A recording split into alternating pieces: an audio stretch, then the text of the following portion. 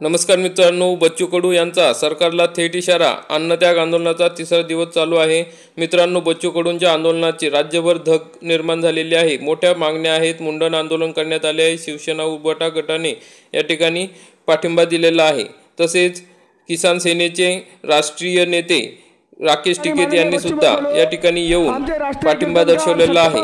त्यामुळे आता आपल्या या आंदोलनाला मोठे बळ मिळालेले आहे.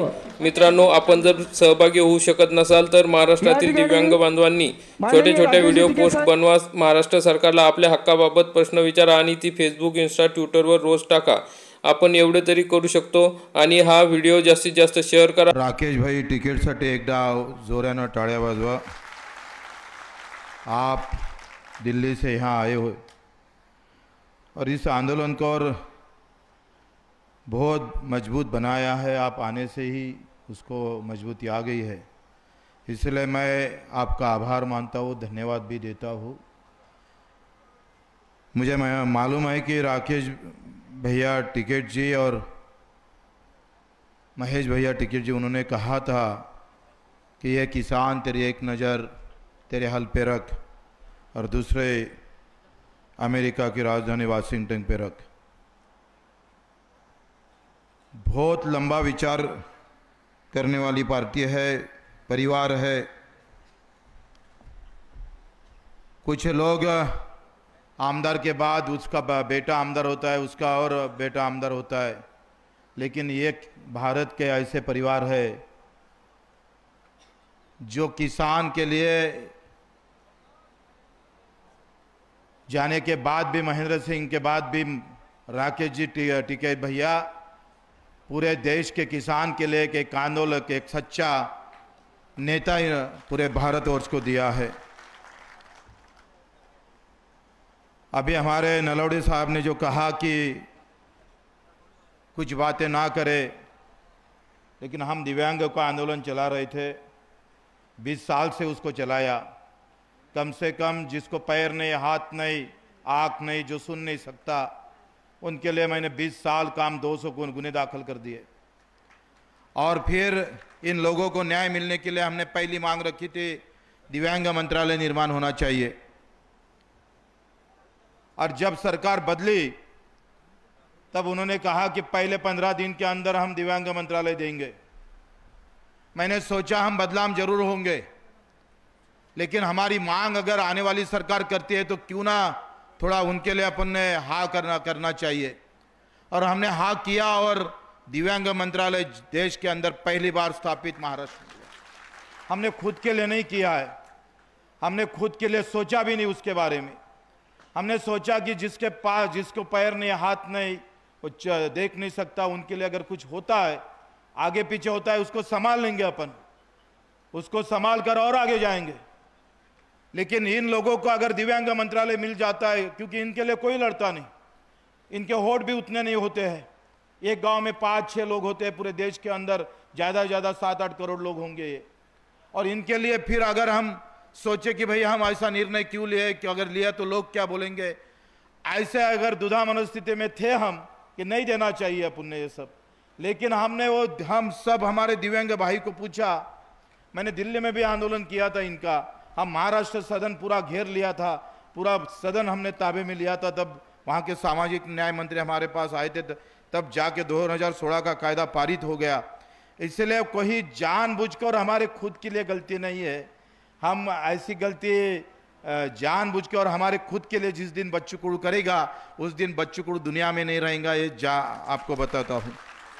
देखो, अभी ये किसान की लड़ाई है. महाराष्ट्र में तो मराठा वर्सेस ओबीसी, हमारे कुछ नेताओं ने इस तरह से दिमाग में डाल दिया है किसानों के.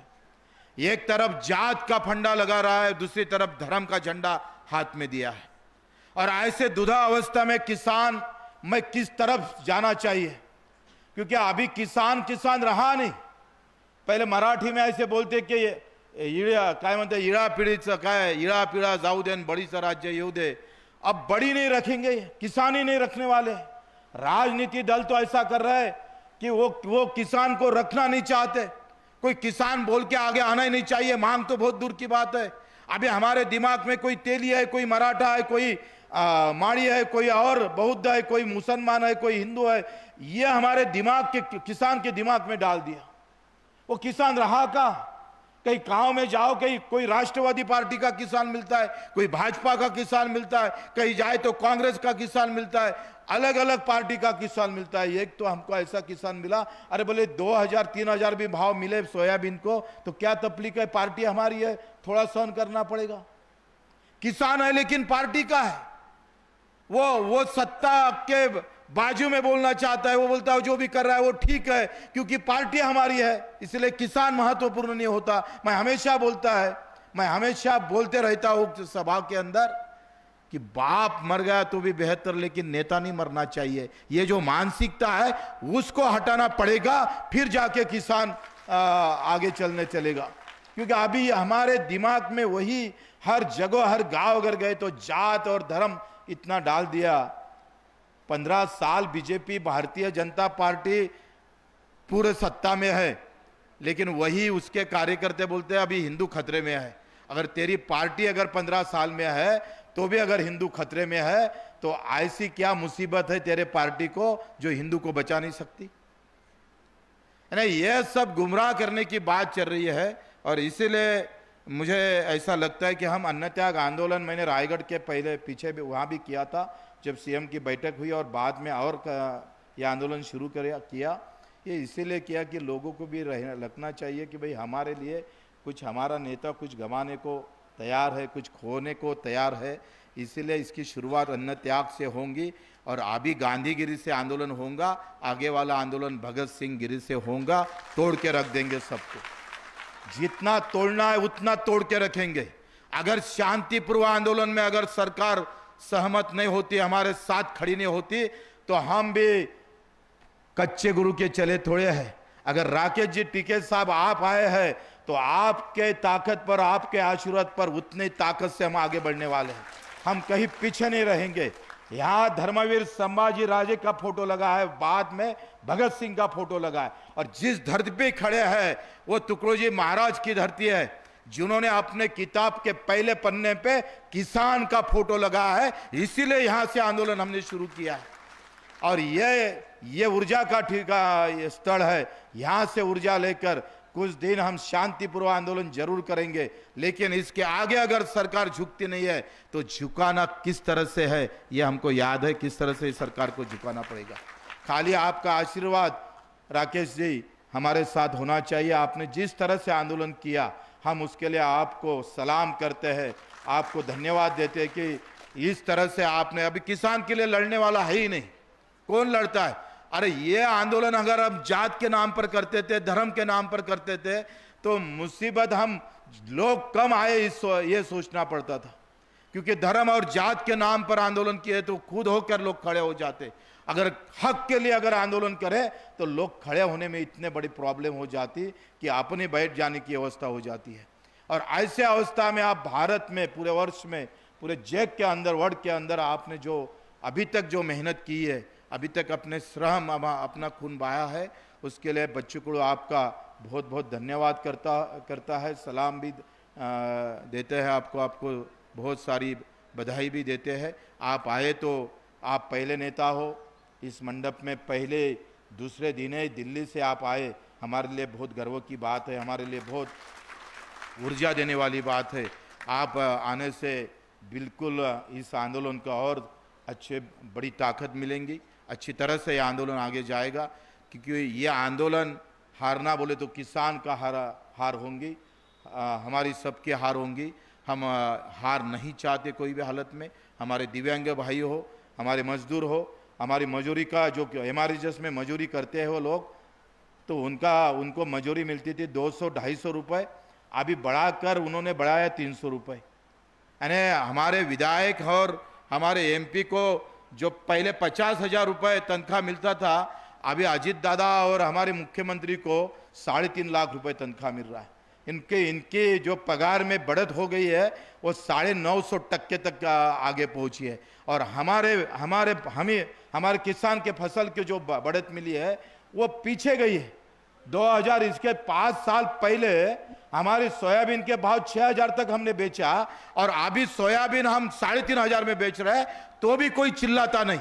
दुख इस बात का है कि भाव कम मिले, इससे ज्यादा दुख है कोई किसान चिल्लाने को तैयार नहीं, आगे अगर कोई बड़ी बात करने को तैयार नहीं। ये सबसे बड़ी मुसीबत है। और इसीलिए मैं बोल रहा हूं कि मांग महात्मे की बात है। ये जो आंदोलन कर रहे हैं, जो हम सरकार को तो सुनाएंगे, लेकिन उससे ज्यादा महत्वपूर्ण है कि हम हमारे किसान का अस्तित्व निर्माण करना चाहते हैं इस आंदोलन के माध्यम से। और हम जो सरकार को बताने जा रहे हैं और लोगों को बताने जा रहे हैं कि हम और जिंदा है, मरे नहीं है। कुछ लोग मरे होंगे धर्म और जात के नाम पर, कुछ लोग मरे होंगे पार्टियों के नाम पर, लेकिन हम जिंदा है किसान और मजदूरों के नाम पर। हम इसके लिए यह आंदोलन, अभी उसकी शुरुआत है। आप नलवड़े साहब, आप सभी मिलकर इसको महाराष्ट्र के साथ, पूरे भारत में राकेश जी के साथ किस तरह से हम आगे जा सकते, ये सोचकर आगे जाना है। क्योंकि किसान के लिए आंदोलन करना बहुत कठिन हुआ है, इतना आसान नहीं है जो मुद्दे का आंदोलन करना। जात और धर्म का आंदोलन करने में कोई ज़्यादा मुसीबत नहीं होती। जात वाले खड़ा हो जाते, धर्म वाले खड़ा हो जाते, झंडा बताए तो लोग आकर बड़ा माहौल बना लेते हैं। लेकिन किसान और उसके मजदूर की मुद्दे के बात को लेकर बहुत कठिनाई जाती है। हम तो देखते हैं बड़े मुश्किल से आप आ गए, इसलिए ये लोग यहाँ बड़े ताकत से यहाँ आए। आपका भी धन्यवाद देते, नहीं तो आपको तो बहुत सारे काम है, शादियाँ है और कुछ बहुत बड़े, कोई किसी मामा के घर जाना है, बहन जी के घर जाना है। लेकिन यहाँ आना में बड़ी मुश्किल जाती है लोगों के लिए। आजकल इतनी मुश्किल हो जाती है कि ऐसा लगता है कि भाई कायकू खड़ा किया बच्चों को ने, क्यों इस आंदोलन को उठाया है, कि ये क्या टाइम है, क्या शादी का टाइम नहीं होता, कोई बैंड बजाने के लिए टाइम नहीं होता, किसान के आंदोलन के टाइम। लेकिन हमारा कार्यकर्ता बोलता है ये टाइम गलत है। टाइम तो पूरे जिंदगी भर गलत रहने वाला है। जब तक आपके दिमाग में किसान नहीं आता, तब तक तो ये टाइम हमारे लिए गलत ही है, कोई कम नहीं है। इसलिए मैं ज़्यादा नहीं बात करूंगा, लेकिन फिर से तहे दिल से, बिल्कुल ताकत से, आप जो यहाँ आए इसका ऋण हम पर रहेगा। हम बिल्कुल आपकी ये याद हमेशा मरते दम तक रखेंगे। आपका आशीर्वाद इसी तरह से हमें बना रहे, यही हम उम्मीद करते हैं। और यहाँ 2 शब्द खत्म करते हैं। जय हिंद, जय महाराष्ट्र।